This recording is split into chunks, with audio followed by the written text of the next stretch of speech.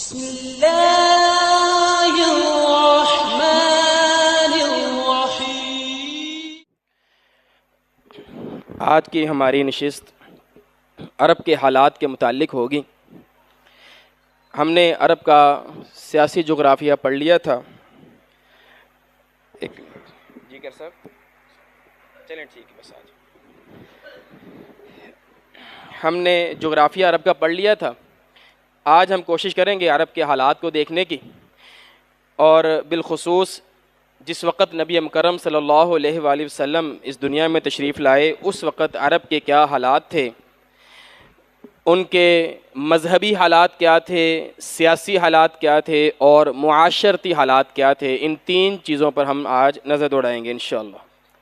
سب سے پہلی بات ہم یہ سیکھ لیں کہ یہ جو عرب قوم ہے یہ سامی النسل قوم ہے۔ سامی ان قوموں کو کہا جاتا ہے جو حضرت نوح علیہ السلام کے 3 بیٹے جو کشتی نوح میں سوار تھے، چوتھا بیٹا کنعان جو سوار نہیں ہوا غرق ہو گیا، جو سوار ہوئے جو مومن تھے مسلمان تھے وہ 3 بیٹے تھے، ان میں سے ان تینوں کے نام تھے سام، حام، یافس۔ یہ آپ کے سامنے نام لکھے ہوئے۔ یہ 3 بیٹے جب کشتی سے اترتے ہیں تو بابل میں آ کر پڑاؤ ڈالتے ہیں، اور وہاں سے پھر یہ تقسیم ہو جاتے ہیں۔ یعنی یہ 3 بیٹے اپنے اپنے خاندان کو لے کر تقسیم ہو گئے بابل سے۔ تو جو سام تھا وہ ایشیا میں آ گیا، جو حام تھا وہ افریقہ چلا گیا، اور جو یافس تھا وہ یورپ چلا گیا۔ ان 3 بیٹوں سے آگے پھر 3 نسلیں چلیں جن کو سامی النسل، حامی النسل یا یافسی النسل کہا جاتا ہے۔ ہم چونکہ ایشیا کی بات کر رہے ہیں عرب کی، تو عرب والے جو ہیں یہ سام کی اولاد میں سے ہیں۔ ہم جو ہیں وہ سام کی اولاد میں سے ہیں۔ یہ بر صغیر، یہ سارا علاقہ یہ سام کی اولاد ہے، اور ان کی زبان کو بھی سامی زبان کہا جاتا ہے۔ یہ سامی زبانیں کہلاتی ہیں، جیسے عبرانی ہے، آرامی ہے، اور یہ ہماری عربی زبان ہے، یہ سامی زبانیں ہیں۔ تو عرب والے جو ہیں یہ سام کی اولاد سے ہیں۔ یہ آگے ان کا شجرہ نسب ہے۔ نوح علیہ السلام کے 3 بیٹے یافس، سام اور حام۔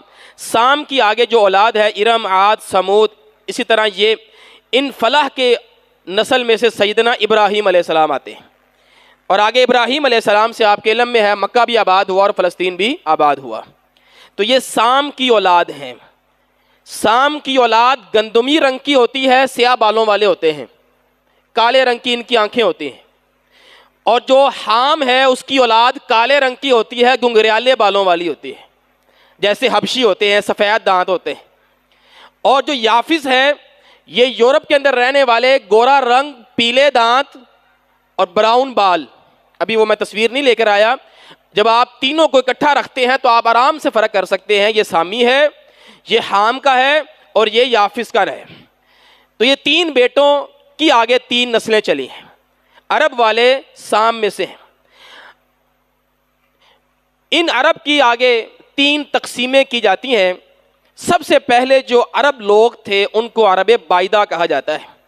یہ وہ لوگ تھے جو برباد ہو گئے، ختم ہو گئے۔ اللہ رب العالمین نے ان کی قوموں کو ختم کر دیا، جیسے قوم عاد اور قوم سمود۔ یہ عرب تھے۔ قوم عاد یمن کا علاقہ ہے، احقاف، رب الخالی کے پاس، وہاں آباد تھے۔ قوم سمود یہ العلا شہر اور اردن کے پاس الحجر ایک شہر ہے، اور مدائن صالح جو شہر ہے یہ وہاں پر آباد تھے۔ ان کو اللہ رب العالمین نے ختم کر دیا۔ کچھ لوگ بچے، جیسے حضرت صالح علیہ السلام اپنی قوم کو لے کر نکل گئے، جو مسلمان تھے، ہود علیہ السلام نکل گئے۔ انہوں نے پھر آگے جب آبادیاں بسائیں تو ان کو عرب عاربہ کہا جاتا ہے۔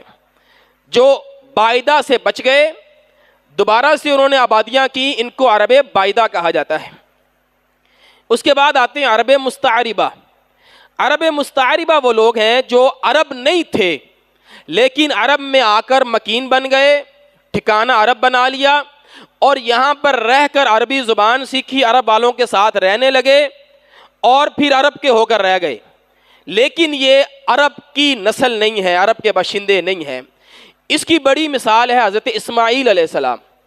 حضرت ابراہیم اسماعیل علیہ السلام کو مکہ چھوڑ کر گئے ہیں۔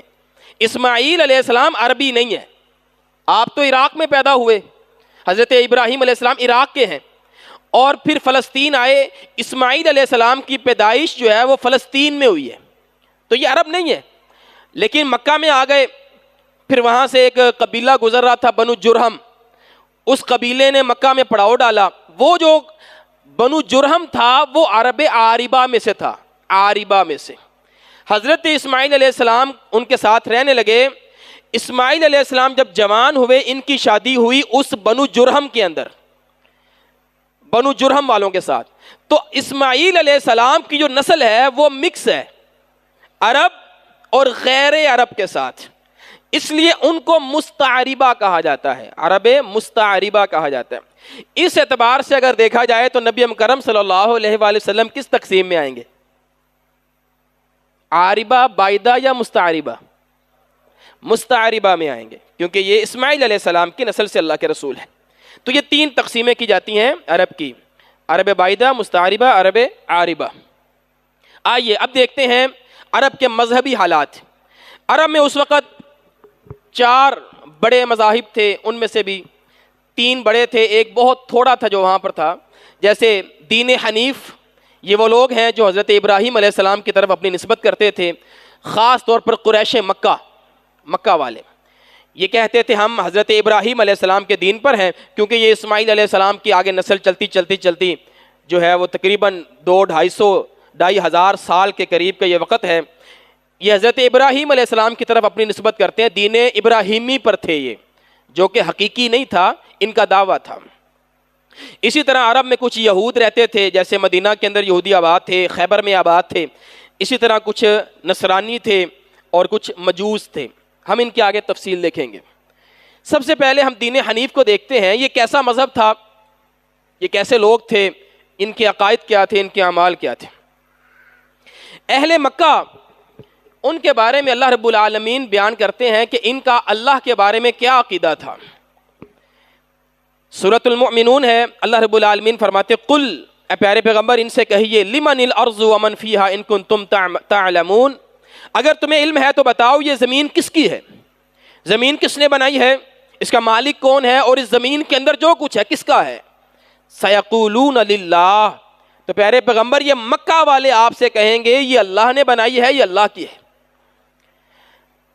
قل من رب السماوات السبع ورب العرش العظیم، اے پیارے پیغمبر آپ ان سے پوچھئے 7 آسمانوں کا رب کون ہے اور عرش عظیم کا رب کون ہے۔ سیقولون للہ، یہ کہیں گے اللہ ہے۔ قل، پیارے پیغمبر آپ ان سے پوچھئے من بیدہ ملکوت کل شیء، کون ہے جس کے ہاتھ میں ساری بادشاہتیں ہیں، وَهُوَ يُجِيرُ وَلَا يُجَارُ عَلَيْهِ إِن كُنتُمْ تَعْلَمُونَ، جو سب کو پناہ دیتا ہے، اس کو کسی کی پناہ کی ضرورت نہیں ہے۔ سیقولون للہ، تو وہ کہیں گے اللہ ہے، اس کائنات کو بنانے والا، اس کا مالک، اس کا رب اللہ ہے۔ سورہ یونس میں اللہ فرماتے ہیں قل، حضور ان سے پوچھئے من یرزقکم من السماء والارض، کون ہے جو آسمانوں سے اور زمین سے رزق دیتا ہے، رازق کون ہے، پیچھے تھا رب کون ہے، مالک کون ہے، یہاں ہے آسمان و زمین سے رزق کون دیتا ہے۔ امن یملک السمع والابصار، کون ہے جو سماعت کا اور بصارت کا مالک ہے۔ ومن یخرج الحی من المیت، کون ہے جو زندہ کو مردہ سے نکالتا ہے۔ وَيُخْرِجُ الْمَيِّتَ مِنَ الْحَيِّ، اور مردہ کو زندہ سے نکالتا ہے۔ وَمَن يُدَبِّرُ الْأَمْرَ، کون ہے جو معاملات کی تدبیر کر رہا ہے، کائنات چلا کون رہا ہے۔ فَسَيَقُولُونَ اللَّهُ، تو کہیں گے اللہ چلا رہا ہے۔ رازق بھی اللہ کو مانتے ہیں، اور مردوں اور زندوں کو، مردوں کو زندہ کرنے والا بھی اللہ کو مانتے ہیں، تدبیر کرنے والا بھی اللہ کو مانتے ہیں۔ سورہ عنکبوت ہے وَلَئِن سَأَلْتَهُمْ، حضور اگر آپ ان سے پوچھیں من خلق السماوات والارض، کس نے آسمانوں کو اور زمین کو پیدا کیا، خالق کون ہے، پیچھے کیا ہوا، رب کون ہے، مالک کون ہے، رازق کون ہے۔ اب بات آ رہی ہے خالق کون ہے، آسمان و زمین کو پیدا کس نے کیا۔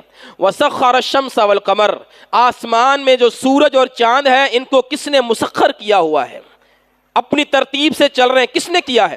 لَيَقُولُنَّ اللَّهُ، تو یہ کہیں گے اللہ نے کیا ہے، خالق اللہ ہے.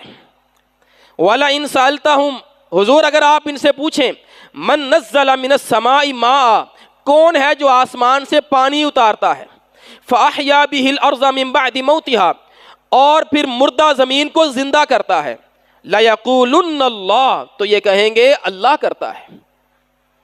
اللہ کے بارے میں ان کا یہ عقیدہ ہے، اللہ مالک بھی ہیں، اللہ رب ہیں، اللہ رازق ہے، اللہ خالق ہے، اللہ ہی بارش برساتا ہے. تو پھر مسئلہ کہاں پر ہے؟ پھر شرک کیا ہے؟ سارا کچھ تو اللہ ہی کر رہے ہیں. تو پھر مسئلہ کیا ہے؟ پھر لا الہ الا اللہ تسلیم کیوں نہیں کیا جا رہا؟ کیوں اللہ کے رسول کو پتھر مارے جا رہے ہیں؟ کیوں دھتکارا جا رہا ہے؟ جبکہ خانہ کعبہ کا طواف یہ لوگ کرتے ہیں، اپنے نام عبداللہ رکھتے ہیں. حضور کے والد کا کیا نام تھا؟ عبداللہ. اللہ، اللہ کو مانتے ہیں، خالق رازق مانتے ہیں، ابراہیم علیہ السلام کو مانتے ہیں. پھر مسئلہ کہاں پر ہے؟ اللہ رب العالمین نے دو جگہ پر ان کے مسئلے کو ڈسکس کیا، سورہ زمر کے اندر اور سورہ یونس کے اندر. اس پر آپ نے غور کرنا ہے. الا للہ الدین الخالص والذین اتخذوا من دونہ اولیاء، وہ لوگ جو اللہ کو چھوڑ کر دوسروں کو معبود بناتے ہیں، اپنا ولی بناتے ہیں، وہ کیا کہتے ہیں کہ ہم کیوں بناتے ہیں؟ ما نعبدہم الا لیقربونا الی اللہ زلفا، وہ کہتے ہیں ہم ان کی عبادت صرف اس لیے کر رہے ہیں کہ یہ ہمیں اللہ کے قریب کر دیں گے. ہم تو اللہ کی قربت چاہتے ہیں اور واسطہ ان بتوں کو بناتے ہیں. یہ بت، جو بت لات کا ہے، لات ایک ہستی ہے. یہ بت جو منات کا ہے، جو ایک ہستی تھی، جو ایک انسان تھا، نیک انسان تھا، ہم اس کو خوش کرتے ہیں، اس کے سامنے جھکتے ہیں، اس کا طواف کرتے ہیں، اس کے لیے قربانی کرتے ہیں. اگر یہ راضی ہو گیا، اگر یہ خوش ہو گیا تو اللہ راضی ہو جائے گا. ہم تو ان کی عبادت اس لیے کرتے ہیں تاکہ یہ راضی ہو جائیں، اور جب یہ راضی ہو جائیں گے اللہ راضی ہو جائے گا. اچھا، دوسری وجہ وَيَعْبُدُونَ مِن دُونِ اللَّهِ، یہ ان کی عبادت کرتے ہیں اللہ کے علاوہ ما لا يَضُرُّهُمْ وَلَا يَنْفَعُهُمْ، جو نہ ان کو فائدہ دے سکتے ہیں نہ نقصان دے سکتے ہیں. پھر کیوں کرتے ہیں؟ یقولون، وہ کہتے ہیں، مشرکین یہ جواب دیتے ہیں، ہؤلاء شفعاؤنا عند اللہ، یہ اللہ کے ہاں ہمارے سفارشی ہیں، آج ہم ان کو راضی کریں گے، قیامت والے دن یہ اللہ سے ہمیں چھڑوا لیں گے، یہ ہمیں جہنم میں نہیں جانے دیں گے. یہ قبر کے اندر آ جائے گا اور منکر نکیر کو ہماری طرف سے جواب دے گا، یہ جہنم کے دروغوں کو پکڑ لے گا اور ہمیں جہنم میں نہیں جانے دے. ہم ان کو راضی کریں گے، ہم ان کے نام کے چڑھاوے چڑھائیں گے، ہم ان کے سامنے جھکیں گے، ہم ان کو راضی رکھیں گے تاکہ قیامت والے دن یہ ہماری سفارش کریں. اصل اللہ کو ہی مانتے تھے، لیکن اللہ کے ساتھ دوسروں کو یہ اختیار دیتے تھے کہ اگر ان کو راضی کیا تو یہ اللہ کے قریب کر دیں گے ہمیں. اور حضور کی دعوت کیا تھی؟ سارے لوگوں کی عبادت سے ہٹا کر ایک اللہ کے سامنے جھکانا. اس بات پر وہ نہیں آ رہے تھے. نہیں، ایسے ہم ڈائریکٹ کیسے ہو سکتے ہیں؟ ہم بغیر وسیلے کے کیسے ہم اللہ تک پہنچ سکتے ہیں؟ سفارش کی تو ضرورت ہے ہمیں، کوئی تو سفارشی ہو ہمارا. تو یہ ان کے مکہ والوں کے شرک کی نوعیت تھی، وگرنہ وہ اللہ کو مانتے تھے. بلکہ حضور سے سوال کرتے تھے، یار تم جس اللہ کا کہہ رہے ہو اس کا نسب ہمیں بیان کرو، تم کس اللہ کو مانتے ہو؟ ہم بھی اللہ کو مانتے ہیں، لیکن اللہ رب العالمین کی جو صفات ہیں ان کے اندر یہ شریک کرتے تھے. تو یہ ان کا اللہ کے معاملے میں عقیدہ تھا، یہ میں نے آپ کے سامنے رکھا. اس کے علاوہ ان کے جو دیگر عقائد تھے ان کو ہم دیکھتے ہیں. بت پرستی، عرب والے بتوں کی عبادت کرتے تھے، آپ کے علم میں ہے. حضور جب اس دنیا میں آئے تو یہ 360 بت خانہ کعبہ کے ارد گرد تھے. آپ کبھی اس پر غور کریں تو انسان دنگ رہ جاتا ہے. جو توحید کا مرکز ہے، اس توحید کے مرکز میں شیطان نے 360 بت رکھوا دیے. پیچھے رہ کیا گیا؟ شیطان کی پاور دیکھیں آپ. یہ بت پرستی ان کے اندر کہاں سے آئی؟ جبکہ یہ تو دین حنیف پر تھے، ابراہیم علیہ السلام کی نسل میں سے ہے. وہ ابراہیم جو اللہ سے دعا مانگتا ہے رب جنبنی و بنی ان نعبد الاصنام، اللہ میں ابراہیم اپنے لیے اور اپنی اولاد کے لیے تجھ سے دعا مانگتا ہوں، اللہ مجھے اور ہمیں بتوں کی عبادت سے محفوظ رکھی. اس ابراہیم کے بنائے ہوئے مرکز توحید میں 360 بت کہاں سے آئے؟ نبی مکرم صلی اللہ علیہ وآلہ وسلم نے ہمیں بتایا. آپ نے فرمایا کہ عمر بن لحی، یہ ایک شخص گزرا حضور سے 300 سال پہلے، مکہ کا رہنے والا ہے. عمر بن لحی، حضور فرماتے جب میں معراج پر گیا تو میں نے دیکھا اس کو، یا معراج پر یا خواب میں، یہ جہنم کے اندر ہے، یجر قصبہ فی النار، اور اس کی آنتڑیاں باہر نکلی ہوئی ہیں اور یہ اپنی آنتڑیوں کے ارد گرد چکر کاٹ رہا ہے. یہ جہنم کے اندر میں نے اس کو دیکھا، عمر بن لحی کو. پھر آپ نے فرمایا کہ انہ کان اول من غیر دین اسماعیل، یہ پہلا شخص تھا جس نے اسماعیل علیہ السلام کے دین کو بدل دیا. عمر بن لحی تھا پہلا شخص، یعنی اسی کے کھاتے میں سارا شرک جا رہا تھا. کیا کیا اس نے؟ فنصب الاوثان، یہ گیا شام. آپ کو ہم نے پیچھے پڑھا شام یہ جایا کرتے تھے تجارت کے لیے. وہاں اس نے کچھ بت دیکھے، لوگ بتوں کی عبادت کر رہے ہیں. اس نے کہا یار ایک آدھا بت ہمیں بھی دے دو، ہم تو ایک ان دیکھے خدا کی عبادت کر رہے ہیں، کوئی ایک آدھا بت ہمیں بھی دے دو. انہوں نے اس کو بت دے دیا. یہ بت وہاں سے لے کر آیا، اس نے بت نصب کیے خانہ کعبہ کے پاس مکہ کے اندر. آہستہ آہستہ لوگوں کو دعوت دی. لوگ چونکہ کوئی نبی نہیں آیا تھا، ایک وقت لمبا گزر چکا تھا، کم و بیش حضرت اسماعیل علیہ السلام کے بعد یہاں کوئی اور نبی نہیں آیا. 2000 سال سے زیادہ وقت ہو چکا تھا. اس نے بت رکھے، لوگ بتوں کی عبادت کرنا شروع کر دی لوگوں نے. تو اس طرح بت پرستی عمر بن لحی کے ذریعے خانہ کعبہ اور مکہ کی اور عرب کی وادی کے اندر آئی، وگرنہ عرب میں بت پرستی نہیں تھی. اور یہ کوئی بہت زیادہ پرانی بھی نہیں تھی، صرف یہ 300 سالہ پرانی تھی. ایک ہوتا ہے نا نسلوں کی پرانی، اتنی پرانی نہیں تھی. اسی طرح یہ پتھروں کی بھی پوجا کیا کرتے تھے.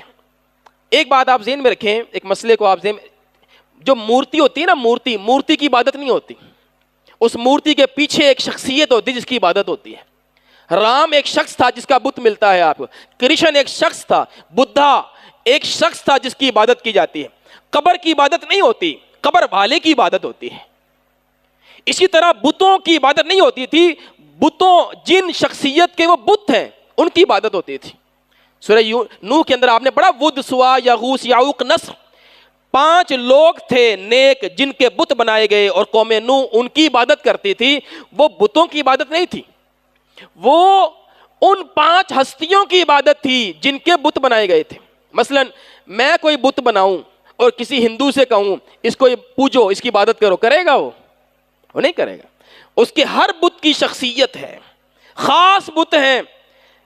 ہنومان اس کی خاص شکل ہے، اسی کی عبادت ہونی ہے. بدھا کا آپ بت دیکھ لیں، پوری دنیا میں ایک جیسا آپ کو نظر آئے گا. وہ علامت ہے اس بت کی نہیں، اس بدھا کی عبادت کی جا رہی ہے. ہمیشہ سے ہر جگہ پر بت پرستی ہو، قبر پرستی ہو، قبر کی نہیں قبر والے کی، بت کی نہیں جس کا بت ہے اس کی عبادت ہوتی ہے. لیکن یہ قوم ایسی تھی جو خالی پتھروں کی بھی عبادت کرنے لگ گئی تھی. یعنی جہالت کی انتہا ہے، بغیر کسی شخصیت کے پتھر اٹھایا اور اس پتھر کی عبادت کرنا شروع کر دی. حضرت ابو رجاء الاتاردی، یہ صحابی رسول ہے، بخاری کی یہ روایت ہے، 4376 اس کا نمبر ہے. کہتے کننا نعبد الحجر، ہم پتھر کی عبادت کیا کرتے تھے، پتھر کی، بت کی نہیں، مورتی کی نہیں. حجر کہتے ہیں پتھر کو. فَإِذَا وَجَدْنَا حَجَرًا، اور جب ہم دیکھتے کوئی اور پتھر ہوا خَيْرٌ مِّنْهَا، جو اس سے بہتر ہوتا، ہم اس کو پکڑ لیتے، اس کو چھوڑ دیتے، اس کی عبادت شروع کر دیتے. یعنی خالی پتھر کی عبادت ہو رہی ہے. اور کہا فَإِذَا لَمْ نَجِدْ حَجَرًا، جب ہمیں پتھر نہ ملتا اور ہمارا دل کرتا عبادت کرنے کو، تو ہم کیا کرتے، ہم مٹی جمع کرتے اور اس مٹی کے اوپر بکری کا دودھ ڈالتے دودھ آنے سے اس کے اندر تری ہوتی، پھر اس کو گوندتے، ہم مٹی کو گوند کر پھر اس کو ایک شکل دیتے اور پھر اس کی عبادت شروع کر دیتے. تو یہ بھی طریقہ ان کے اندر، یہ بخاری کی روایت ہے، صحابی خود بتا رہے ثم تفنا بھی، اور پھر اس مٹی کے آٹے کی ہم طواف کرتے، اس کا تفنا، ہم اس کا طواف کیا کرتے تھے.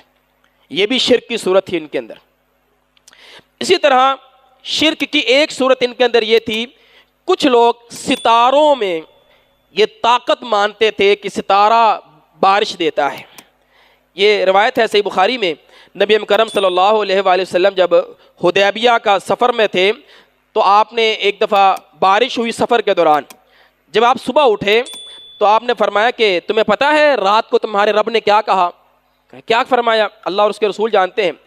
کہا اللہ یہ فرما رہے ہیں اصبح من عبادی مؤمن بی وکافر بی، رات کی بارش کی وجہ سے کچھ لوگ میرے اوپر ایمان لانے والے بن گئے، کچھ مومن بن گئے، کچھ کافر بن گئے. رات کی بارش کی وجہ سے کچھ لوگ مومن بن گئے، کچھ لوگ کافر بن گئے. صحابہ نے کہا حضور وہ کیسے؟ فرمایا اللہ فرماتے ہیں جس شخص نے یہ کہا مطرنا برحمت اللہ وبرزق اللہ وبفضل اللہ، جس نے کہا کہ یہ بارش اللہ کا فضل ہے، اللہ کا رزق ہے، اللہ کی رحمت ہے، وہو مومن، وہ تو مومن ہے. اور جس نے کہا بالکوکب مطرنا بنجم کذا، ہمارے اوپر بارش ہوئی فلاں ستارے کی وجہ سے، فلاں ستارے نے ہم پر بارش برسائی، فرمایا وہ کافر ہو گیا. تو پتہ لگا کہ اس وقت کچھ لوگ ایسے تھے جو ایسی چیزوں کو بارش وغیرہ کی نسبت کرتے تھے ستاروں کی طرف. تو حضور نے فرمایا یہ طریقہ صحیح نہیں ہے، بارش اللہ برساتے ہیں. اسی طرح ان کے ہاں تیروں سے فال نکالنا، فال یہ ان کے ہاں بڑا عام تھا. یا ایھا الذین آمنوا انما الخمر والمیسر والانصاب والازلام رجس من عمل الشیطان. یہ ازلام کا جو لفظ ہے، یہ کیا کرتے تھے، کچھ تیر رکھے ہوئے تھے انہوں نے، ان تیروں کے اوپر لکھا ہوا تھا، ایک تیر پر لکھا افعل، یہ کام کر لو، ایک پر لکھا لا تفعل، یہ کام نہ کرو، پھر اگلے پر لکھا ہوا افعل، کر لو، پھر اگلے پر لکھا ہوا لا تفعل، نہ کرو، کچھ خالی رکھے ہوئے بیچ کے اندر. اب جو شخص کوئی کام کرنا چاہتا آتا اور اس میں سے ایک تیر نکالتا اور دیکھتا، اگر خالی نکلتا واپس رکھتا، دوبارہ نکالتا، اگر لکھا ہوتا لا تفعل تو وہ کام نہیں کرتا تھا، اور اگر لکھا ہوتا افعل، کر لو، تو وہ کام کر دیتا تھا. یہ فال نکالنا اللہ نے کہا یہ شیطانی عمل ہے، ایسا کوئی کام نہیں کرنا چاہیے. جانوروں کے بارے میں اللہ رب العالمین نے سورہ مائدہ میں فرمایا ہے ما جعل اللہ من بحیرہ ولا سائبہ ولا وصیلہ ولا حام. یہ 4 طرح کے جانور ان کے ہاں یہ عقائد تھے. اللہ نے کہا ایسا کوئی معاملہ نہیں ہے جو تم سوچتے ہو، جو تم نے خود سے بنا لیے. کیا؟ پہلا دیکھیں بحیرہ. بحیرہ اس اونٹنی کو کہتے تھے جس کا دودھ بتوں کے لیے وقف کر دیا جاتا. کہتے یہ اونٹنی جو ہے نا، اس کا دودھ فلاں بت کے نام پر، اور پھر بعد میں اس کا دودھ نہیں پیتے تھے. سائبہ اس اونٹنی کو کہتے تھے جسے وہ اپنے دیوتاؤں کے نام پر آزاد چھوڑ دیتے تھے اور اس سے بار برداری اور سواری وغیرہ کا کام نہیں لیتے تھے. یہ انڈیا میں آپ نے دیکھا ہوگا گائے وغیرہ پھر رہی ہوتی ہیں، کوئی ان کو پکڑتا نہیں ہے، کوئی ان پہ وزن نہیں ڈالتا، کیونکہ وہ ان کے ہاتھ گاؤں ماتا ہے. سائبہ. وسیلہ اس جوان اونٹنی کو کہتے تھے جو پہلی مرتبہ مادہ بچہ جنتی اور پھر دوسری مرتبہ بھی مادہ ہی جنتی، پہلا بھی مادہ دوسرا بھی مادہ. اب اسے بھی وہ بتوں کے نام پر چھوڑ دیتے، کہتے یہ بڑی پہنچی ہوئی ہستی ہے، اس کو بھی چھوڑ دو بتوں کے نام پر. اور حام یہ وہ نر اونٹ ہوتا جس کے نطفے سے 10 بچے پیدا ہو جاتے. اب چونکہ اس سے 10 بچے پیدا ہو گئے ہیں، اب اس کو بھی بتوں کے نام پر چھوڑ دو، اس کے اوپر بوجھ لادنا حرام ہے، بوجھ نہیں لادنا. تو یہ بتوں کے نام پر جانوروں کو اس طرح وقف کیا کرتے تھے. اللہ رب العالمین نے قرآن میں اس کا ذکر کیا کہ ایسا کوئی اللہ رب العالمین نے نہیں نازل کیا. کوئی دودھ نہیں رکتا، کوئی دودھ بیچنے سے دودھ بند نہیں ہو جائے گا، ایسا کوئی کنسپٹ ہمارے ہاں نہیں ہے. کھیتوں کے بارے میں ان کے کچھ عقائد تھے. کھیتوں کے بارے میں اللہ فرماتے ہیں وَجَعَلُوا لِلَّهِ مِمَّا ذَرَأَ مِنَ الْحَرْثِ وَالْأَنْعَامِ نَصِيبًا فَقَالُوا هَذَا لِلَّهِ بِزَعْمِهِمْ وَهَذَا لِشُرَكَائِنَا. کیا کرتے تھے؟ کھیتی باڑی کرتے تھے، ان کے ہاں زیادہ تر کھجور وغیرہ ہوتی تھی، تو اپنے ذہن میں یہ عقیدہ اور یہ طے کرتے تھے کہ یہ اتنا حصہ، اتنی پیداوار اللہ کے لیے ہے اور اتنی پیداوار ہمارے بتوں کے لیے ہے، یہ اللہ کے راہ میں وقف کریں گے اور اتنی جو ہے وہ بتوں کے، جیسے ہم عشر نکالتے ہیں، زکوٰۃ نکالتے ہیں، اسی طرح یہ اللہ کے نام پر نکالتے تھے، اللہ کو چونکہ مانتے تھے، لیکن ساتھ میں شرکا، شریکوں کے لیے بھی نکالتے تھے۔ اور آگے اللہ نے فرمایا ایک کام اور کرتے تھے، اگر کبھی پیداوار کم ہو جائے، مثلا 10 من جو ہے وہ انہوں نے نکالنی تھی، 5 اللہ کی 5 شریکوں کی، اگر 8 من ہو گئی تو کیا کرتے تھے، 5 من شریکوں کی پوری نکالنی ہے، اللہ کے نام پر 3 من نکلے گی، اللہ نے کہڑی لوڑ ہے، اللہ تو راضی کے، اللہ تو مالک ہے، اللہ نے کہڑی تھوڑ ہے، لیکن یہ راضی رہنے چاہیے 5، ان کو 5 من پوری دینی ہے۔ اللہ نے ذکر کیا آگے، کہا یہ ایسے کرتے تھے، اللہ کا ایسا مار لیتے تھے اور شریکوں کا پورا کیا کرتے ہیں۔ ڈر لگتا ہے نا شریکوں سے، مشرک ہمیشہ ڈرپوک ہوتا ہے، وہ اپنے شرکاء سے ڈرتا ہوتا ہے، جن کی وہ عبادت کرتے ہیں کہتا لٹ جاؤں گا، مر جاؤں گا، برباد ہو جاؤں گا، ان سے ڈرتا ہے، اللہ سے نہیں ڈرتا۔ حضرت عبداللہ بن عباس رضی اللہ تعالیٰ عنہ فرمایا کرتے تھے، من اراد ان یعلم جہل العرب، جو چاہتا ہے کہ وہ عرب کی جاہلیت کو پڑھے، جانے، سمجھے، اس کو چاہیے کہ سورۃ الانعام کی یہ آیتیں پڑھ لے، یہ والی آیت جو آپ کے سامنے، اس کے اندر ان کی جاہلیت کا ذکر ہے کہ وہ ایسے ایسے شرک کیا کرتے تھے، جنوں کے بارے میں ان کے اعتقاد تھے۔ سورہ جن کے اندر وَأَنَّهُ كَانَ رِجَالٌ مِّنَ الْإِنسِ يَعُوذُونَ بِرِجَالٍ مِّنَ الْجِنِّ فَزَادُوهُمْ رَهَقًا، جنوں سے ڈرتے تھے یہ لوگ، جنوں کی پناہ مانگا کرتے تھے، ہمیں حکم ہے اللہ کی پناہ مانگنا، یہ جنوں سے پناہ مانگا کرتے تھے۔ روایت میں آتا ہے، حضرت عبداللہ بن عباس فرماتے ہیں، ان میں سے کوئی بھی شخص جب کسی وادی میں جاتا، جنگل میں جاتا، جہاں اس کو خوف ہوتا کہ یہاں جنات وغیرہ ہوں گے، تو یہ وہاں جا کر آواز لگاتے، اعوذ بعزیز ھذا الوادی، اس وادی کا جو بادشاہ ہے، جو بڑا جن ہے، میں اس کی پناہ میں آتا ہوں۔ اور وہ سمجھتے کہ اس سے ہمیں اب جن نقصان نہیں پہنچائیں گے۔ اچھا، پہلے تو جنوں نے سوچا یار یہ لوگ ہم سے کیوں ڈرتے ہیں، جن ان سے ڈرا کرتے تھے انسانوں سے، پر جب انہوں نے دیکھا کہ یہ انسان ہم سے ڈرتے ہیں، پھر جن اور تگڑے ہو گئے، مضبوط ہو گئے، اور انسان جو ہے وہ کمزور ہو گئے۔ آہستہ آہستہ یہ کام بڑھتا گیا۔ ابن کثیر میں یہ روایت موجود ہے، ابی کردم بن ابی صائب الانصاری، یہ صحابی رسول ہیں، خود کہتے ہیں خرجت مع ابی، میں اپنے والد کے ساتھ نکلا مدینہ سے ایک جگہ جانے کے لیے۔ کہتے ہیں یہ اس وقت کی بات ہے جب اللہ کے رسول صلی اللہ علیہ وآلہ وسلم مکہ میں مبعوث ہو چکے تھے، مدینہ نہیں آئے تھے، یہ انصاری صحابی مدینہ کے۔ کہتے ہم ایک جگہ پر جا رہے تھے، جنگل تھا، وہاں پر ایک چرواہا بیٹھا ہوا تھا، ہم اس چرواہے کے پاس تھوڑی دیر کے لیے بیٹھ گئے۔ تھوڑی دیر میں کیا ہوا، جاء ذئب، ایک بھیڑیا آیا، اس نے اس کی ایک بکری کو اٹھایا اور اٹھا کر بھاگ گیا۔ جب وہ بھاگا نا تو اس چرواہے نے کیا کہا اونچی آواز میں، یا عامر الوادی، اے وادی کے بادشاہ، اے وادی کے مالک، جارو کا، میں تیرا پڑوسی ہوں۔ پڑوسیوں کے ساتھ ایسے ہوتا ہے، دیکھو بھیڑیا میری بکری اٹھا کر لے گیا ہے، بکری مجھے واپس چاہیے۔ یہ کس کو پکارا اس نے؟ جن کو پکارا۔ کہتے ہیں تھوڑی دیر بعد آواز آئی، فنادا منادن، ایک آواز آئی، نظر نہیں آ رہا کہ کون ہے، لیکن آواز آئی ہے، یا سرحان، اے بھیڑیے، ارسل ہو، بکری واپس کر دے، بکری واپس کر۔ کہتے تھوڑی دیر بعد بکری جو ہے وہ چلتی ہوئی آ رہی ہے، لم تصبہ قدما، اور اس بکری کو کوئی نقصان نہیں پہنچا، کوئی نقصان نہیں پہنچا۔ اچھا، یہ روایت ابن کثیر رحمہ اللہ نے بیان کی ہے انہی آیات کے نیچے، اور آگے پتہ کیا لکھتے ہیں؟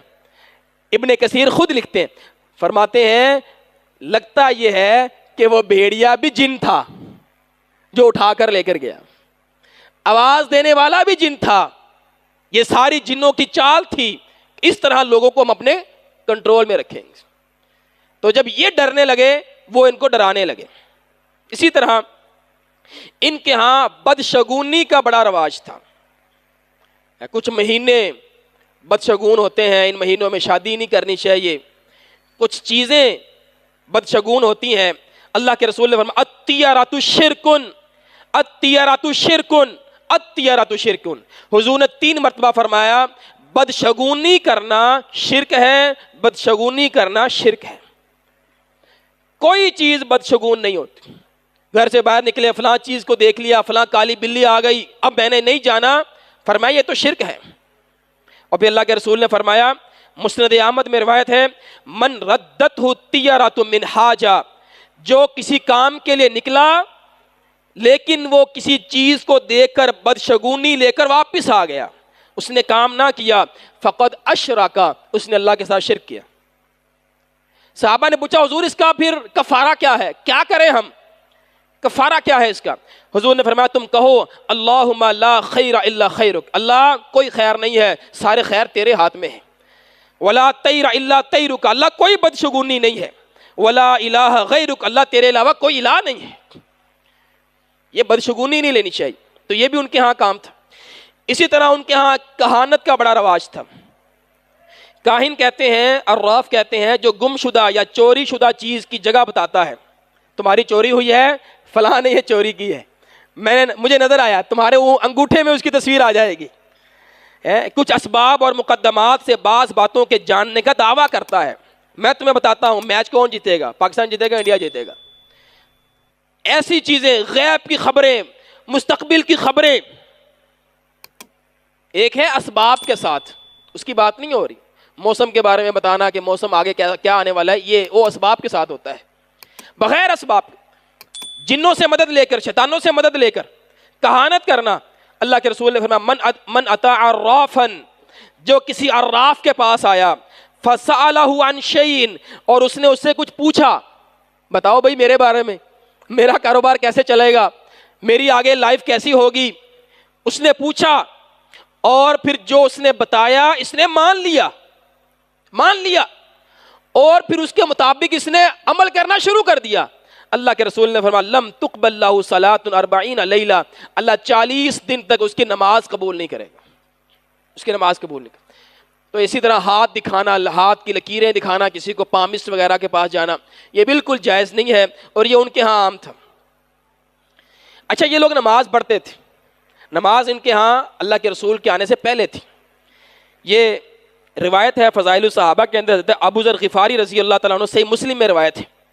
حضرت ابو ذر غفاری فرماتے ہیں، یبن اخی، اے میرے بھائی کے بیٹے، قبل ان القى رسول اللہ صلی اللہ علیہ وسلم بثلاث سنین، اللہ کے رسول سے ملنے سے 3 سال پہلے تک میں نماز پڑھا کرتا تھا، صلیتو، میں نماز پڑھا کرتا تھا، ابھی میں اللہ کے رسول سے ملا، یعنی مسلمان نہیں ہوا تھا ابھی میں۔ کہا لمن، کس کے لیے پڑھتے تھے ابو ذر، نماز کس کے لیے پڑھتے تھے؟ کہا للہ، اللہ کے لیے پڑھتا تھا۔ کف عین توجہ، اپنا چہرہ کدھر کرتے تھے، کدھر منہ کر کے نماز پڑھتے تھے؟ کہتے اتوجہ حیث یوجہنی ربی، جس طرف میرا رب چہرہ کر دیتا میں اسی طرف نماز پڑھ لیتا تھا، جدھر چہرہ ہو جائے۔ کہ اصلی عشاءً، میں رات کی نماز پڑھا کرتا تھا، اصلی عشاءً، یہاں تک کہ رات کا آخری پہر ہو جاتا تب تک میں نماز پڑھا کرتا تھا۔ یہ حضرت ابو ذر غفاری فرما رہے ہیں اپنے مسلمان ہونے سے پہلے، سے مسلم میں روایت ہے۔ یہ روزہ بھی رکھا کرتے تھے، یہ مشہور حدیث ہے حضرت عائشہ رضی اللہ عنہا کی، ان قریشن کانت تصوم عاشوراء فی الجاہلیہ، قریش والے جاہلیت میں یوم عاشوراء کا روزہ رکھا کرتے تھے، 10 محرم کا روزہ۔ اس لیے ایک بات تو ذہن میں رہے، 10 محرم کا کربلا کے واقعے کے ساتھ کوئی تعلق نہیں ہے روزے کا، یہ روزہ تو پہلے سے ہی ہے۔ تو جاہلیت میں یہ روزہ تھا، پھر اسلام نے بھی اس کو رکھا، پھر روزے فرض ہو گئے رمضان کے، تو عاشورہ کا روزہ نفلی روزہ ہو گیا، اب وہ نفلی روزہ ہے۔ یہ حاجیوں کو پانی پلایا کرتے تھے، ان کی خدمت کیا کرتے تھے۔ حضور کے جو دادا تھے ہاشم کہتے ہیں سرید بنانے والے کو، جس کو ہم چوری کہتے ہیں، شوربے کے اندر روٹی کو ڈال کر اس کو مکس کرنا۔ ہاشم جو تھے یہ حاجیوں کے لیے سرید بنایا کرتے تھے اور حاجیوں کو کھانا کھلایا کرتے تھے۔ تو ان کے ہاں حاجیوں کی بڑی تعظیم تھی، یہ بھی وہ عمل کیا کرتے تھے۔ جب قسم کھاتے تو اللہ کے نام کی قسم کھاتے تھے، غیر اللہ کی بھی قسم کھاتے تھے۔ اللہ کے نام کی بھی قسم کھاتے تھے. قرآن میں اس میں اللہ نے کہا وَأَقْسَمُوا بِاللَّهِ جَهْدَ أَيْمَانِهِمْ, یہ اللہ کے نام پر پکی قسمیں کھاتے ہیں. تحریر جب یہ لکھتے تھے تو اس کی تحریر کا جو آغاز کرتے تھے وہاں لکھتے تھے بسمک اللہم, بسمک شروع کرتے ہیں اللہم اللہ کے نام سے. یہ بسم اللہ الرحمن الرحیم نہیں لکھتے تھے, کہتے تھے الرحمن الرحیم کو ہم نہیں جانتے, اللہ کو ہم جانتے ہیں. بسمک اللہم یہ وہ لکھا کرتے تھے. حج کرتے تھے یہ, اور حج کے سارے اعمال کیا کرتے تھے, لیکن ان کے اندر کچھ بدعات تھیں, کچھ خرافات تھیں حج کے معاملے میں. جیسے یا بنی آدم خذوا زینتکم عند کل مسجد, ان کے یہاں یہ رواج تھا, یہ برہنہ طواف کیا کرتے تھے. صرف قریش والے تھے جو لباس پہن کر طواف کرتے تھے, باقی جو دیگر عرب تھے وہ لباس اتارتے تھے. ان کے ذہن میں یہ تصور تھا کہ اس لباس میں ہم نے گناہ کیے ہیں, ہم گناہ گار ہیں, ہم ان گناہوں کے لباس کے ساتھ اللہ کے گھر کا طواف نہیں کریں گے. اللہ نے کہا ایسے نہیں کرنا, جب اللہ کے گھر میں آؤ تو زینت اختیار کیا کرو, لباس پہنا کرو. پھر اسی طرح حج کے دنوں میں یہ گھر کے سامنے کے دروازے سے گھر میں داخل نہیں ہوتے تھے, پچھلے دروازوں سے داخل ہو. اللہ نے اس چیز سے منع کیا. قریش والے جو تھے وہ حرم مکہ سے باہر نہیں جاتے تھے, مزدلفہ نہیں جاتے تھے, عرفات نہیں جاتے تھے. کہتے ہم قریشی ہیں, ہم نے حرم کے اندر رہنا, تم لوگ جاؤ. اللہ نے کہا نہیں ایسے نہیں کرنا, جہاں سارے جا رہے تم نے بھی ساتھ جانا ہے. تو یہ کچھ خرافات تھی حج کے اندر, اللہ نے اس کی اصلاح کی. اسی طرح ایک بہت بڑا مسئلہ تھا ان کے حج کے اندر, یہ جو تلبیہ پکارتے تھے نا وہ یہ والا تلبیہ تھا. سیرت کی کتابوں میں یہ تلبیہ موجود ہے. لبیک اللہم لبیک, اللہ ہم حاضر ہیں. لبیک لا شریک لک, اللہ تیرا کوئی شریک نہیں ہے. اللہ تیرا کوئی شریک نہیں ہے, مگر شریکن ہوا لکا, تیرا وہ شریک ہے. تملکہ وما ملکا, کہ جس کو تو نے اپنا شریک بنا لیا ہے, اور وہ مالک نہیں ہے, تو ہی اس کا مالک ہے. اختیارات اس کے پاس نہیں ہے, لیکن تو نے اس کو کچھ اختیارات دے دیے, تو نے اس کو اپنا شریک بنا لیا. جب وہ اس کلمے پر آتے نا, اللہ کے رسول ان کو روکتے, رک جاؤ, یہ نہ کہا کرو, صرف اتنا کہا کرو لا شریک لک. تو یہ ان کا تلبیہ تھا, اللہ کے رسول ان کو اس تلبیہ سے روکا کرتے تھے. اسی طرح یہ قربانی کیا کرتے تھے اللہ کے نام پر بھی اور شریکوں کے نام پر بھی. عبداللہ نام رکھتے تھے, اور خصائل فطرت ان کے اندر پائے جاتے تھے جو ابراہیم علیہ السلام سے چلتے ہیں. ختنہ کرتے تھے, یہ داڑھی رکھتے تھے, مونچھیں کتراتے تھے. اسی طرح یہ بغل کے بال, زیر ناف کے بال یہ کاٹا کرتے تھے, ناخن کاٹتے تھے. جتنے فطرت کے خصائل ہیں وہ سارے یہ کیا کرتے تھے, دین ابراہیم کو کی پیروی کرتے ہوئے. یہ چند چیزیں میں نے آپ کو دین حنیف کے حوالے سے بتائیں. اسی طرح عرب کے اندر یہودیت بھی تھی, جبکہ یہودیوں کا عرب کے ساتھ کوئی تعلق نہیں ہے. ان کا تعلق تو فلسطین کے ساتھ ہے. ابراہیم علیہ السلام اور اسحاق علیہ السلام کی اولاد سے ہیں, یہ بنی اسرائیل سے. موسیٰ علیہ السلام ان کو مصر سے لے کر فلسطین واپس آ گئے تھے. یہ عرب کیسے آئے؟ اور عرب کے خاص علاقوں میں آئے, خیبر میں آئے اور مدینہ میں آئے. خیبر اور مدینہ یہ دونوں وہ علاقے ہیں جہاں کھجوریں بہت وافر ہوتی ہیں. مکہ میں کھجور نہیں ملے گی آپ, اور مکہ میں یہودی بھی نہیں ملے گا آپ, مدینہ میں ملیں گے. مدینہ میں کھجوروں کے باغ ہیں اور خیبر میں کھجوروں کے باغ ہیں. ہوا کیا, ان کی کتابوں میں یہ لکھا ہوا تھا کہ آخری نبی عرب میں آئے گا, اور وہاں آئے گا جہاں کھجوروں کے باغ ہوں گے, جہاں کھجوروں کے باغ ہوں گے. جب ان کو بیت المقدس سے نکالا گیا, مارا گیا اور یہ دنیا میں بکھر گئے, تو کچھ یہودی خیبر آ گئے اور کچھ یہودی یثرب, مدینہ یثرب وہاں آ گئے, اور وہاں آ کر انہوں نے پڑاؤ ڈالا اور یہ انتظار کیا کرتے تھے آخری نبی کا. اللہ نے اس کا ذکر سورہ بقرہ کے اندر کیا ہے. وَكَانُوا مِن قَبْلُ يَسْتَفْتِحُونَ عَلَى الَّذِينَ كَفَرُوا فَلَمَّا جَاءَهُم مَّا عَرَفُوا كَفَرُوا بِهِ فَلَعْنَةُ اللَّهِ عَلَى الْكَافِرِينَ. یہ کہا کرتے تھے ہمارا نبی آنے والا ہے, جب وہ آ جائے گا نا تو اس کے ساتھ مل کر ہم تمہیں ماریں گے. کن تو کہتے تھے مشرکین مکہ کو, کہتے ہم تو نبیوں کی نسل ہیں, بنی اسرائیل, نبیوں کی اولادیں, اہل علم, کتابیں ہمارے پاس, مدرسے ہمارے, علم ہمارے پاس, تم کیا جاہل ہو جڑ، آنے دو ہمارے نبی کو، ہم تمہیں بتائیں گے۔ اللہ فرماتے فلما جاؤ، جب وہ نبی آ گیا، عرفو، انہوں نے اس کو پہچان لیا جیسے اپنی اولاد کو پہچانتے ہیں، کفروا بہ، انہوں نے اس کا کفر کیا۔ کفر کیوں کیا انہوں نے؟ یہ کہنے لگے یہ ہمارے اندر سے آنا تھا، بنی اسرائیل سے، سارے نبی ہمارے اندر سے آئے ہیں، اسحاق کی اولاد میں سے، اور یہ تو اسماعیل میں سے آ گیا ہے۔ فرق سمجھ آ رہا ہے آپ کو؟ یہ آخری نبی بنی اسرائیل میں سے ہونا چاہیے تھا، ہم میں سے ہوتا، یہ تو تم میں سے آ گیا، اسماعیل میں سے آ گیا۔ اللہ نے قرآن میں کہا ہم نے کہا تم سے یہ وعدہ کیا تھا کہ آخری نبی جو ہے وہ بنی اسرائیل میں سے ہوگا، ہم نے تو کوئی وعدہ نہیں کیا ایسا۔ اس حسد کے اندر انہوں نے اللہ کے رسول کو تسلیم ہی نہیں کیا، کفر کر لیا۔ لیکن یہ آئے حضور کی تلاش میں تھے مدینہ میں، تو یہ مدینہ اور خیبر کے علاقوں میں رہا کرتے تھے۔ عیسائیت، یہ نجران کے علاقے میں کچھ عیسائی ہمیں ملتے ہیں۔ نجران کا علاقہ یہ والا علاقہ ہے یمن کے قریب، نیچے یمن ہے، تو یمن کے رب الخالی کے پاس یہاں کچھ عیسائیوں کی ملتی ہیں۔ اصحاب الاخدود کا جو واقعہ ہے وہ یہاں کا واقعہ ہے، نجران کا واقعہ ہے، اصحاب الاخدود کا واقعہ۔ وہ عیسائی تھے جن کو کافروں نے خندقیں کھود کر ان کو جلا دیا تھا۔ ابرہہ خانہ کعبہ کو گرانے کے لیے آیا تھا، یمن سے آیا تھا، وہ عیسائی تھا۔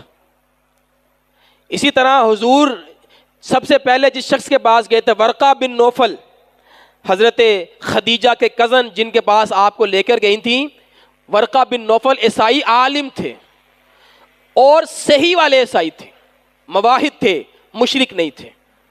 اس لیے بعض احادیث ایسی ملتی ہیں کہ ورقہ بن نوفل کو اللہ کے رسول نے خواب میں جنت میں دیکھا ہے۔ ورقہ بن نوفل مسلمان تھے، جنتی تھے۔ تو عیسائیت بھی وہاں پر موجود تھی، لیکن قدرے تھوڑی تھی، زیادہ نہیں تھی۔ یہودی زیادہ تھے، مدینہ اور خیبر میں کافی یہودی رہا کرتے تھے۔ اسی کے ساتھ کچھ لوگ تھے مجوسی، کیونکہ عرب کے اوپر جو علاقہ ہے فارس کا، وہاں مجوسی لوگ رہا کرتے تھے، تو ان کا کچھ نہ کچھ عرب کے اندر آنا جانا تھا اور وہ یہاں پر موجود تھے۔ یہ چند باتیں مذہب کے حوالے سے۔ آگے آئیں، سیاسی حالات اس وقت عرب کے کیا تھے جب اللہ کے رسول صلی اللہ علیہ وآلہ وسلم تشریف لائے۔ اس نقشے کو آپ نے غور سے دیکھنا ہے۔ آپ کو عرب نظر آ رہا ہوگا، یہ عرب ہے، خلیج فارس ہے اور یہ بحیرہ احمر ہے۔ اگر آپ عرب کے اوپر مشرق کی جانب دیکھیں تو یہ ایک بڑی سلطنت آپ کو نظر آ رہی ہے جس کو ساسانی سلطنت کہتے ہیں، پرشین امپائر، فارسی سلطنت۔ یہ فارس لوگ مجوسی لوگ تھے، ان کی ایک بہت بڑی سپر پاور تھی۔ اور بالکل اس کے سامنے یہ براؤن جو ایریا ہے آپ کو نظر آ رہا ہے، یہ بازنطینی سلطنت ہے جس کو رومی سلطنت کہا جاتا ہے، رومن امپائر۔ یہ اس وقت کی دو بڑی سپر پاور تھی اور یہ آپس میں لڑتے رہتے تھے۔ ان کی یہ سرحد، ان کے درمیان میں یہ سرحد ہے، کبھی یہ جیت جاتے کبھی یہ جیت جاتے۔ سورۃ الروم قرآن مجید میں سورت ہے، اس روم کے حوالے سے اس کے اندر ذکر ہے، غلبت الروم، روم والے ہار گئے تھے، فارسی والے جیت گئے تھے، تب یہ سورت نازل ہوئی تھی۔ اسی نقشے میں، اس نقشے کو اگر آپ دیکھیں، یہ جو یلو والا ہے پرشین امپائر ہے، اور یہ پورا یورپ جو جنوبی یورپ ہے اور یہ شمالی افریقہ ہے، یہ سارا پرپل کلر جو ہے یہ رومن امپائر ہے، اور یہ اس وقت کی بڑی امپائرز ہیں۔ انشاءاللہ اگلی نشست میں ہم ان کی تفصیل دیکھیں گے۔ یہ خلفائے راشدین کا عرب ہے، یہ ساسانی سلطنت ہے، اور یہ رومن امپائر ہے۔ حضرت عمر رضی اللہ تعالیٰ عنہ نے اپنے دور خلافت میں ان دونوں کے ساتھ لڑائی کی ہے۔ آپ کے زمانے میں عراق اور ایران فتح ہوا، سعد بن ابی وقاص رضی اللہ تعالیٰ عنہ نے، یہ پوری ساسانی سلطنت ختم ہو گئی حضرت عمر کے زمانے میں، اور بیت المقدس جو حضرت عمر نے فتح کیا تھا وہ ان کے پاس تھا، بازنطینیوں کے پاس تھا، رومن امپائر کے پاس۔ تو ان سے حضرت عمر نے چھڑوایا تھا بیت المقدس، لیکن باقی رومن پورا فتح نہیں ہوا تھا، آج تک نہیں ہوا۔ یہ قیامت کی نشانیوں میں سے ہے کہ روم فتح ہوگا، اس کی تفصیل ہم انشاءاللہ اگلی نشست میں دیکھیں گے۔ تو عرب جو ہیں وہ دو بڑی سپر پاوروں کے ساتھ ان کا علاقہ لگتا ہے، ایک پرشین امپائر ہے اور ایک رومن امپائر ہے. لیکن جو عرب ہیں یہ کسی کے ماتحت نہیں ہے، نہ ان کے اوپر رومن امپائر کی حکومت ہے نہ پرشین امپائر، یہ آزاد لوگ ہیں. اور یہ کیسے رہتے ہیں؟ ان کے ہاں سرداری نظام چلتا ہے، قبائلی نظام ہے، قبیلے ہیں، قبیلوں کے سردار ہوا کرتے ہیں، سردار فیصلے کرتے ہیں، کوئی بادشاہ نہیں ہوتا، وہ سردار ہی بادشاہ کی حیثیت رکھتا ہے اپنے قبیلے والوں کے لیے. یہ ان کا نظام تھا. اور جو مکہ تھا، مکہ کے بارے میں کہا جاتا ہے یہ سٹی سٹیٹ تھا، یعنی اس کی ایک شہری حکومت تھی. انہوں نے آپس میں مل جل کر قبائل نے ایک چھوٹی سی حکومت بنا رکھی تھی. اس حکومت کے 3 حصے تھے، عدالتی، جنگی اور مذہبی امور. یعنی مذہبی امور، عدالتی امور، جنگی امور. جیسے اس چارٹ کو اگر آپ دیکھیں، جو مذہبی امور تھے ان کو انہوں نے ایسے تقسیم کیا ہوا تھا. یہ عہدے ہیں: سقایا، حاجیوں کے کھانے پینے کا سامان. قبیلہ بنو ہاشم، یہ اس کے ذمہ دار ہیں. عباس بن عبد المطلب، حضور کے چچا جب اللہ کے رسول آئے. عمارہ، خانہ کعبہ کا انتظام بنو ہاشم کے پاس ہے، عباس بن عبد المطلب کے پاس ہے. رفادہ، حاجیوں کی مالی اعانت کا انتظام بنو نوفل، حارث بن عامر کے پاس ہے. سدانہ، خانہ کعبہ کی دربانی اور کلید برداری، چابی بنو عبد الدار، عثمان بن طلحہ، آج تک انہی کے پاس ہے خانہ کعبہ کی چابی. ایثار، بتوں سے استخارے کی خدمت بنو جمحہ، صفوان بن امیہ کے پاس. اموال محجرہ، بتوں کے نذرانوں اور جائیدادوں کا انتظام بنو سہم، حارث بن قیس. تقسیم کی ہوئی ہیں ذمہ داریاں. عدالتی نظام، ندوہ، یہ ان کی پارلیمنٹ ہے، مشورہ گاہ ہے، ادھر بیٹھ کر یہ مشورے کیا کرتے تھے. عدالتی، بنو عبد الدار یہ ذمہ دار ہیں، عثمان بن طلحہ عہدے دار ہیں. مشورہ، امور مہمہ میں مشورہ لینا، یہ بنو اسد کا کام ہے، یزید بن زمع. اشناق، خون بہا، جرمانہ، مالی تاوان وغیرہ کا انتظام بنو تمیم، ابو بکر صدیق رضی اللہ عنہ اس کو دیکھا کرتے تھے. حکومہ، مقدمات کا فیصلہ بنو سہم، حارث بن قیس دیکھا کرتے تھے ان کو. جنگی امور، عقاب، قومی نشان کی علم برداری، جو جھنڈا ہوتا ہے، جھنڈا کس کے پاس ہوگا؟ جھنڈا بنو امیہ کے پاس ہوگا. ابو سفیان رضی اللہ تعالیٰ عنہ یہ اس کے ذمہ دار ہوتے تھے. قبہ، فوجی معسکر کا نظم کس کے پاس؟ بنو مخزوم، خالد بن ولید یہ اس کو دیکھتے تھے. اعنہ، سواروں کے رسالہ کی سپہ سالاری جو گھوڑوں پر یا اونٹوں پر ہیں، بنو مخزوم، خالد بن ولید. غزوہ احد میں خالد بن ولید کے پاس گھوڑے تھے، 200 گھوڑے تھے جب انہوں نے حملہ کیا. سفارت، جنگوں کے دوران جو سفارت کا کام ہوتا ہے، بنو عدی، عمر بن خطاب کیا کرتے تھے یہ کام. اس طرح انہوں نے اپنی جو ہے نا ساری ذمہ داریاں تقسیم کی ہوئی تھیں. معاشرتی حالات دیکھتے ہیں. معاشرتی حالات میں آپ کو ملے گا کہ ان کے ہاں غلاموں کا بڑا تصور تھا، اور یہ اس وقت عام تھا ہر جگہ پر. عرب میں بھی تھا، پرشین امپائر میں، رومن امپائر میں. غلام بکتے تھے، بازار لگتے تھے، منڈیاں لگتی تھیں، لوگ خریدتے تھے، غلاموں سے کام کروایا کرتے تھے. تو آزاد اور غلام کا تصور تھا. طبقاتی تقسیم تھی، قبیلوں کے اعتبار سے بڑا قبیلہ ہے، چھوٹا قبیلہ ہے. قریش والے بڑے قبیلے والے تھے، تو بڑی طبقات تھے. ان اکرمکم عند اللہ اتقاکم، اللہ نے یہ سارے طبقات ختم کر دیے. کہا اللہ کے ہاں جو طبقہ ہے وہ تقوی ہے، یہ کوئی طبقات نہیں. باہمی تنازعات، لڑائیاں، آپ کو پتہ ہے کئی سال لڑائیاں چلتی. قبائلی تعصب بڑا تھا، میرے قبیلے کا بندہ ہے، انصر اخاک ظالما او مظلوما، اپنے قبیلے کے بندے کی مدد کرو چاہے وہ ظالم ہو یا مظلوم ہو، ہم نے اپنے بندے کی مدد کرنی ہے. تو تعصب بڑا تھا. قتل و غارت عام تھی، اور نکاح کی مختلف صورتیں تھیں. آپ بخاری کی روایت میں 4 صورتیں ہیں، وہ میں یہاں ذکر نہیں کر رہا خواتین کی وجہ سے. تو ایک ان میں نکاح کی صورت یہی تھی کہ ولی آتا ہے بیٹی کی طرف سے اور ادھر سے لڑکا ہوتا ہے اور وہ نکاح پڑھاتے ہیں، جس طرح حضرت رسول اللہ صلی اللہ علیہ وآلہ وسلم کا نکاح ہوا حضرت خدیجہ کے ساتھ، اور نکاح پڑھایا ابو طالب نے. ایک طریقہ یہ بھی تھا، شرفاء شریف لوگ یہی طریقہ اپناتے تھے. باقی اور بھی طریقے موجود تھے جو کہ غلط تھے، وہ سارے منع کر دیا. جو نکاح متع تھا وہ بھی موجود تھا، وٹا سٹا تھا وہ بھی تھے، وہ سارے منع کر دیے گئے، اللہ کے رسول نے منع کر دیا۔ ان کے ہاں ایک اولاد کو قتل کرنے کا بھی کچھ سلسلہ موجود تھا۔ 3 وجوہات تھیں اس کی۔ پہلی وجہ بھوک اور افلاس کی وجہ سے، غریب آدمی ہوتا ہے کہتا ہے یہ اتنے بچے میں کہاں سے پالوں گا، لا تقتلوا اولادکم خشیۃ املاق نحن نرزقهم وایاکم، اللہ نے کہا نہ مارا کرو، ہم تمہیں بھی رزق دیں گے، ہم اس کو بھی رزق دیں گے، قتل نہ کیا کرو۔ تو ایک ان کا قتل کی وجہ تھی غربت، پھر ایک وجہ تھی یہ اپنے معبودوں کے لیے قتل کیا کرتے تھے، یہ سلسلہ بھی تھا۔ اللہ نے سورہ نام میں ذکر کیا ہے، مشرکوں کے لیے اپنی اولاد کو قتل کر دیا کرتے تھے، زیادہ نہیں تھے، کچھ لوگ تھے جو غالی قسم کے مشرک ہوتے ہیں۔ پھر اسی طرح کچھ لوگ ایسے تھے جو بیٹی کو عار سمجھتے ہوئے قتل کر دیتے تھے، تھوڑے لوگ تھے، زیادہ نہیں تھے، یہ سارے بہت تھوڑے سے لوگ تھے، مگر نہ تو پھر عرب کی نسل کہاں سے آتی، 11 بچے، 12 بچے، اللہ کے رسول کے جو چچا تھے 10-11 بھائی تھے یہ لوگ، تو یہ کوئی زیادہ نہیں تھا، لیکن اس معاشرے کے اندر چند لوگ یہ کام کیا کرتے تھے، جیسے آج بھی یہ کام ہو رہا ہے، چند لوگ یہ کام کر رہے ہیں۔ تو اللہ تعالیٰ نے تینوں چیزوں کا قرآن مجید میں ذکر کیا اور اس چیز سے منع کیا، اور یہاں پر ہے کہ جب ان کو بتایا جاتا کہ ان کے ہاں بیٹی پیدا ہوئی ہے تو ان کے چہرے سیاہ ہو جاتے، مارے غم کے چھپتے پھرتے، بتاتے ہی نہیں کسی کو کی پیدا ہوا، وہ بات چھڈو جی کی پیدا ہوا، بتاتے ہی نہیں کسی کو۔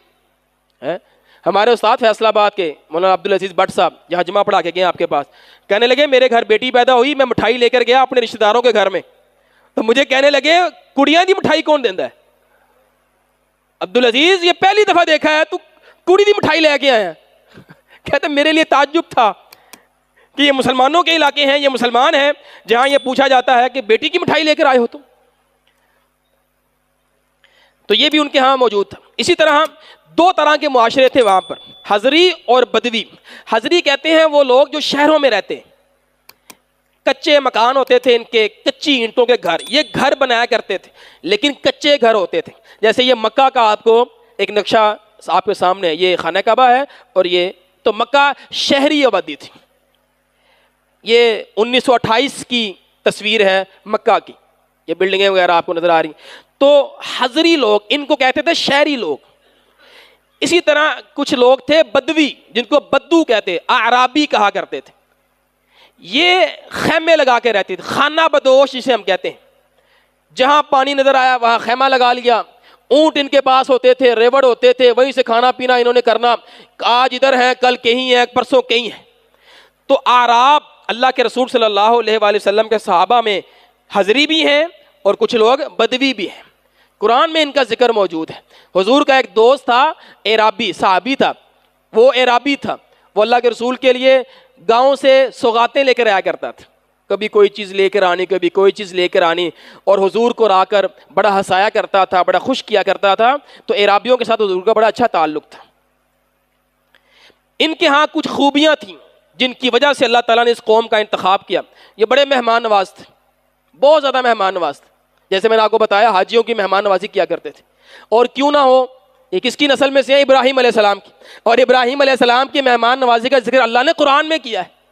جب فرشتے ان کے پاس آئے بغیر پوچھے بچڑا ذبح کیا، بھونا اور ان کے سامنے رکھ دیا، کھاؤ بھائی، پوچھا نہیں کیا کھائیں گے، کیا پسند فرمائیں گے۔ اس نبی کی اولاد ہے تو مہمان نواز ہوں گے۔ سچائی، سچ بولتے تھے، ایفائے عہد، جو وعدہ کر لیا، جو زبان دے دی پھر نہیں پلٹنا، چاہے نسلیں تباہ ہو جائیں۔ سچی قسم کھانا، سچی گواہی دینا، شجاعت۔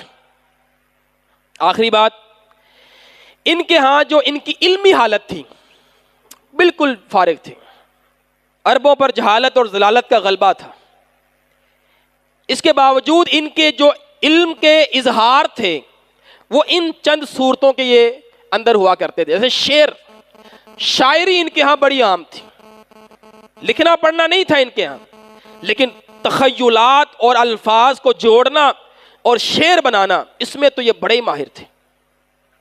اور جو بڑے شاعر ہوا کرتے تھے وہ اپنے شعر لکھ کر خانہ کعبہ کی دیوار کے ساتھ لگا دیا کرتے تھے اور لوگ آ کے اس کو پڑھا کرتے تھے۔ اسی طرح ان کے ہاں فن خطابت، یہ ایک بہت بڑی سکل تھی۔ ہر قبیلے کے ایک ایک دو خطیب ہوا کرتے تھے، ان کے مقابلے ہوا کرتے تھے، خطیبوں پر یہ فخر کیا کرتے تھے۔ علم الانساب کے یہ ماہر تھے، اس کو ہم کہتے ہیں قبائلوں کا نسب، نسب قبیلوں کا.